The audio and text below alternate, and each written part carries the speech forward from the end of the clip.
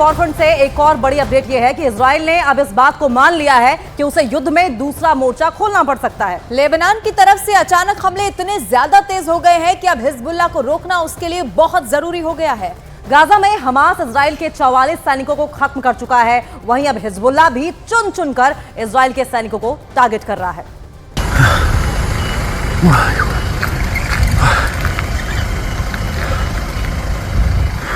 ये गाजा नहीं है, ये हमास भी नहीं है, ये है उत्तरी इजराइल। लेबनान से लगे हुए इस इलाके में जैसे जहन्नुम की आग जल रही है। इजराइल अब लेबनान को गाजा बनाने की तैयारी में जुट गया है, क्योंकि हिजबुल्लाह ने इस हमले को अंजाम दिया है। इजराइल और लेबनान बॉर्डर पर हुआ यह हमला एंटी टैंक मिसाइल से किया गया है। दावा किया जा रहा है कि इस हमले में इजराइल के कई सैनिक बुरी तरह घायल हुए हैं। अगर ये हमला बड़ा लगा तो इस अटैक को देखिए। हिजबुल्लाह के लड़ाके रमीम बैरक के पास एंटी टैंक मिसाइल फायर करते हैं और फिर होता है ये धमाका।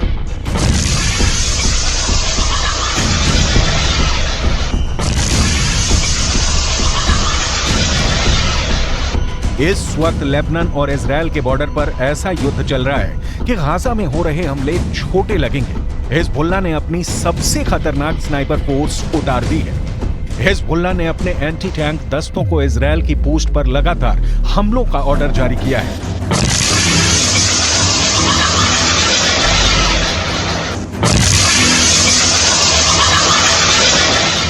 इन धमाकों ने एक बड़ी गारंटी दे दी है। इन हमलों ने साफ कर दिया है कि अब इजराइल लेबनान को माफ नहीं करेगा। इजराइल के रक्षा मंत्री की बड़ी धमकी देखिए। מה שאנחנו עושים בעזה אנחנו יודעים לעשות בביירות. מה שאנחנו עושים בעזה אנחנו יודעים לעשות בביירות.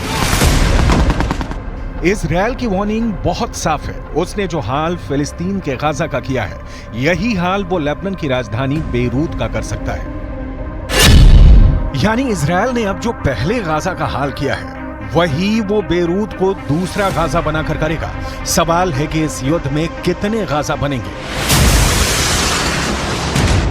हिजबुल्लाह का एक और हमला देखिए। हिजबुल्लाह ने इस वक्त इजराइल की नाक में दम कर दिया है। इजराइल को दूसरा मोर्चा खोलने के लिए मजबूर कर दिया है। हिजबुल्लाह इस वक्त इजराइल के लिए सबसे बड़ी टेंशन बन चुका है, क्योंकि हिजबुल्लाह ने साफ कर दिया है कि वो हमास के लिए अब कुछ भी करेगा और वो इजराइल पर हमले जारी रखेगा।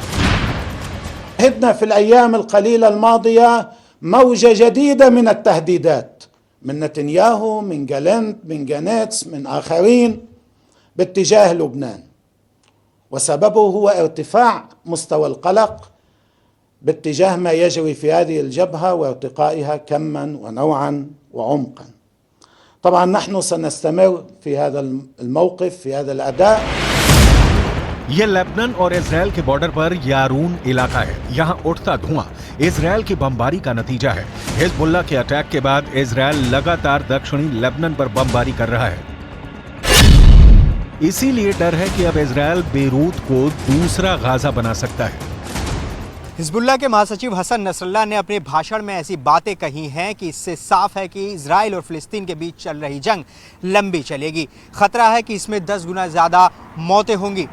टारगेट पर अब ऐसे ऐसे ठिकाने होंगे जिसके बारे में सुनकर कोई भी चौंक जाएगा। ये बात पहले से साफ है कि हिजबुल्लाह के पीछे ईरान है। ईरान से जैसे ही ऑर्डर मिलता है, हिजबुल्लाह इजराइल को टारगेट करता है। ये ईरान का ऐसा प्लान है जिसमें हिजबुल्लाह के हमलों के बाद इजराइल बुरी तरह उलझ कर रह गया है। ईरान ने अब ये साफ कर दिया है कि जो भी इस्लामिक देश अब इजराइल के खिलाफ नहीं, वो गाजा की तबाही में बराबर का साझेदार है। ملت‌های مسلمان این را مایه ننگ خود می‌دانند که در زمانی که خون برادرانشان در غزه بر زمین می‌ریزد، دولت‌ها برای منافع اقتصادی سوخت ماشین جنگی اسرائیل را تأمین کنند.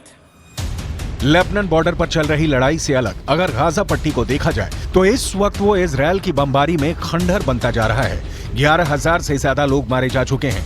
इनमें 5,000 तो सिर्फ बच्चे हैं। ऐसे में इजराइल की धमकी क्या हिजबुल्लाह को डरा पाएगी? क्योंकि नेतन्याहू ने साफ कर दिया है कि युद्ध करना हिजबुल्लाह की जिंदगी की सबसे बड़ी गलती साबित होगी। תקפנו מטרות רבות של חיזבאללה, חיסלנו מחבלים רבים, ואני שב ואומר, אם חיזבאללה יבחר להיכנס למלחמה, הוא יעשה את טעות חייו. देखा जाए तो हिजबुल्ला वो संगठन है जिसे ईरान से पूरी मदद मिलती है और ईरान हिजबुल्ला को इजरायल के खिलाफ एक बड़े हथियार के तौर पर इस्तेमाल भी करता आया है। लेकिन इजरायल ने अगर हिजबुल्ला का हाल हमास जैसा करने का फैसला किया तो लेबनान में वर्ष 2006 वाले युद्ध की तबाही दोहराई जा सकती है। 2006 में हिजबुल्ला और ईरान के बीच 34 दिन तक युद्ध चला था। तब इजरायल के 121 सैनिकों को मिलाकर 160 लोग मारे गए थे, जबकि हिजबुल्ला के 250 लड़ाकों समेत लेबनान के 1200 लोगों की मौत हुई थी। हम अपनी वीडियो लाइब्रेरी से 17 वर्ष पहले लड़े गए इस युद्ध की तस्वीरें निकाल कर लाए हैं ताकि इस बात का अंदाजा लगाया जा सके कि इजरायल फिर से लेबनान का वही हाल कर सकता है जो इस बार वो गाजा का कर रहा है। इसलिए हिजबुल्ला को नेतन्याहू की धमकी को बहुत गंभीरता से लेना होगा, क्योंकि इजरायल अब बेरूत को दूसरा गाजा बना देगा। ये वो साफ साफ कह रहा है।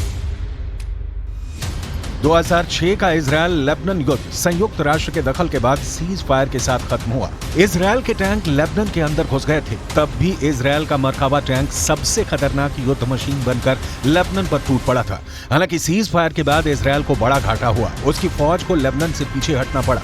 यही वजह है कि हिजबुल्ला 2006 में हुए युद्ध को अपनी जीत बताता रहा है, क्योंकि इजरायल एक सेना नहीं बल्कि मिलिशिया को भी हराने में नाकाम रहा था। हालांकि हिजबुल्ला को भी बड़ा नुकसान उठाना पड़ा था।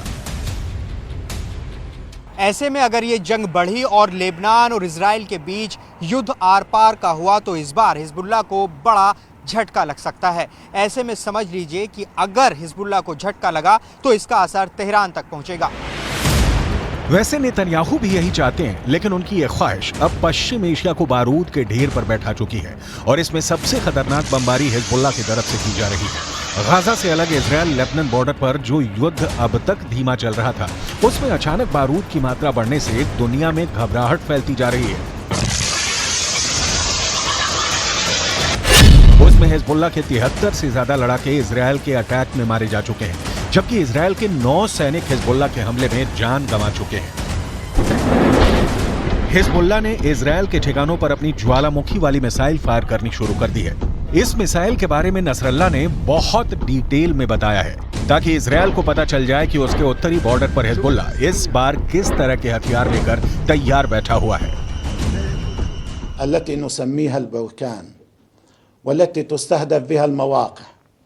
البركان صاروخ زنة المتفجرات الموجودة فيه ما بين 300 كيلو إلى 500 كيلو، يعني نصف طن. لكم أن تتصوروا نصف طن من المتفجرات يقع على رؤوس المواقع الإسرائيلية في المنطقة الأمامية وفي الحدود. अब हिजबुल्ला के महासचिव हसन नसरल्ला की तरफ से जो धमकी आई है वो इस युद्ध को किस लेवल पर ले जाएगी, इसे लेकर इजरायल के प्रधानमंत्री बेंजामिन नेतन्याहू ने भी तेवर कड़े कर लिए हैं। אנחנו ננצח. אנחנו לא נעצור עד לניצחון. אני עומד בקשר רצוף עם נשיא ארצות הברית ג'ו ביידן. אנחנו מאוד מעריכים את תמיכתו, את התמיכה של הממשל האמריקני, את התמיכה של העם האמריקני. वैसे हिजबुल्ला को लेकर इजरायल की मदद करने पहुंचे अमेरिका को बिना लड़े एक बड़ा झटका लगा है। भूमध्य सागर में अमेरिका के समुद्री बेड़े का हिस्सा रहे 5 कमांडो एक ट्रेनिंग मिशन के दौरान मारे गए हैं। अमेरिका के कैरियर यूएसएस फोर्ड से ऑपरेट करने के दौरान उसकी स्पेशल ऑपरेशन टीम यानी सील कमांडो दस्ते के 5 सैनिक एक हेलीकॉप्टर हादसे में मारे गए। इस वक्त इजरायल और अमेरिका के लिए 4H बहुत बड़ा खतरा बने हुए हैं। इन चारों H के बारे में बहुत गौर से समझिएगा, क्योंकि इन चारों H को ईरान का पूरा समर्थक है। H से हमास, H से हिजबुल्ला यानी लेबनान का मिलिशिया, H से इराक का मिलिशिया हश्द अल शाबी, H से हूथी यानी यमन का विद्रोही गुट। इजरायल के शहर टारगेट पर हैं और गाजा में बमबारी के खिलाफ हिजबुल्ला और हूथी दोनों ने अपना हथियार गोदाम खोल दिया है। लेकिन ऐसे हमलों और गाजा पर बमबारी जारी रखने के बीच नेतन्याहू ने अपना वॉर ट्रायंगल तैयार कर लिया है। नेतन्याहू के वॉर ट्रायंगल में सबसे बड़ा कोना गाजा में हमास का पूरी तरह खात्मा है। नेतन्याहू के वॉर ट्रायंगल में दूसरा बड़ा कोना लेबनान में हिजबुल्ला का अंत है, जबकि नेतन्याहू के वॉर ट्रायंगल में तीसरा सबसे खतरनाक कोना है सीरिया, जहां से इराक का मिलिशिया हश्द अल शाबी इजरायल के बॉर्डर तक पहुंच सकता है। यही वजह है कि सीरिया पर इजरायल की एयरफोर्स ने हमले तेज कर दिए हैं। ये तीनों जगह इजरायल के बॉर्डर से लगी हुई हैं और इजरायल इन्हें अपने खिलाफ सबसे बड़ा खतरा मानता है। इजरायल के जवाबी हमलों को देखकर कोई भी नहीं कहेगा कि इजरायल अब पीछे हटेगा। उसके रास्ते में जो आएगा इजरायल अब उसे मिटाना चाहता है, फिर चाहे वो हमास हो, हिजबुल्ला हो, यमन हो या फिर ईरान। इजरायल का इरादा पक्का है, जो उससे टकराएगा चूर चूर हो जाएगा।